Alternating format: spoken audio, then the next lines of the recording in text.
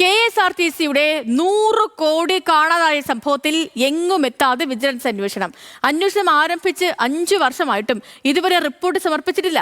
ഗതാഗത വകുപ്പിനോ KSRTCക്കോ അന്വേഷണം ഏതു ഘട്ടത്തിലാണെന്ന് പോലും വിവരമില്ല. കാണാതായ 100 കോടി തിരികെ പിടിക്കുന്നതിനും നടപടിയിലെ കാണാം.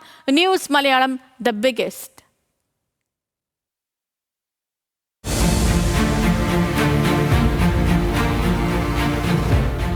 മുൻ MD ബിജു പ്രഭാകറിന്റെ പരസ്യ വെളിപ്പെടുത്തലിലൂടെയായിരുന്നു 2010-2013 കാലയളവിൽ KSRTCയിൽ 100.75 കോടി കാണാനില്ലെന്ന വിവരം കേരളം അറിഞ്ഞത്. കൃത്യമല്ലാത്ത അക്കൗണ്ട് ട്രാൻസാക്ഷൻ, രേഖകളില്ലാത്ത ട്രഷറി ഇടപാടുകൾ, അങ്ങനെ പണം പോയ വഴികൾ പലത്. മാനേജ്മെന്റിന്റെ ആഭ്യന്തര അന്വേഷണത്തിലും ധനവകുപ്പ് അഡീഷണൽ സെക്രട്ടറിയുടെ നേതൃത്വത്തിൽ നടത്തിയ പരിശോധനയിലും ക്രമക്കേട് ബോധ്യപ്പെട്ടു. ആന്റണി രാജു ഗതാഗത മന്ത്രിയായിരുന്നപ്പോഴാണ് വിജിലൻസ് അന്വേഷണത്തിന് ശുപാർശ നൽകിയത്. 2021 ജൂണിൽ ആന്റണി രാജുവിന്റെ ശുപാർശ മുഖ്യമന്ത്രി അംഗീകരിച്ചു. അന്വേഷണം തുടങ്ങി. സർക്കാരിന്റെ കാലാവധി അവസാനിക്കാറാകുമ്പോഴും പക്ഷേ അന്വേഷണം എങ്ങുമെത്തിയില്ല. ഇക്കാര്യം വിവരാവകാശ പ്രകാരമുള്ള ചോദ്യത്തിന് വിജിലൻസ് തന്നെ സമ്മതിക്കുന്നുണ്ട്.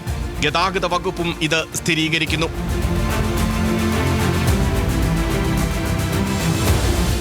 കടക്കണിയിൽ പൂട്ടലിന്റെ വക്കിലെത്തി നിൽക്കുമ്പോഴാണ് 100.75 കോടി KSRTCയിൽ നിന്നും കാണാതായത്. മുൻ അക്കൗണ്ട്സ് മാനേജർ ഉൾപ്പെടെ 4 ഉദ്യോഗസ്ഥർ കുറ്റക്കാരാണെന്നാണ് KSRTCയുടെ കണ്ടെത്തൽ. ഇത്രയും വലിയ ക്രമക്കേട് നടത്തിയിട്ടും സ്ഥലം മാറ്റം പോലുള്ള കേവല നടപടികളിൽ എല്ലാം ഒതുങ്ങി. പണം പോയ വഴി കണ്ടെത്തുന്നതിനോ അത് തിരികെ പിടിക്കുന്നതിനോ ചെറുവിരലനക്കാൻ പോലും KSRTC തയ്യാറായില്ല. ഇപ്പോഴും വിജിലൻസ് അന്വേഷണം വേണമെന്ന് ആവശ്യപ്പെട്ടുവെന്നല്ലാതെ ഇത് സംബന്ധിച്ച ഒരു വിവരവും KSRTCക്ക് അറിയില്ലെന്നാണ് വിവരാവകാശ പ്രകാരമുള്ള ചോദ്യത്തിന് നൽകിയ മറുപടി.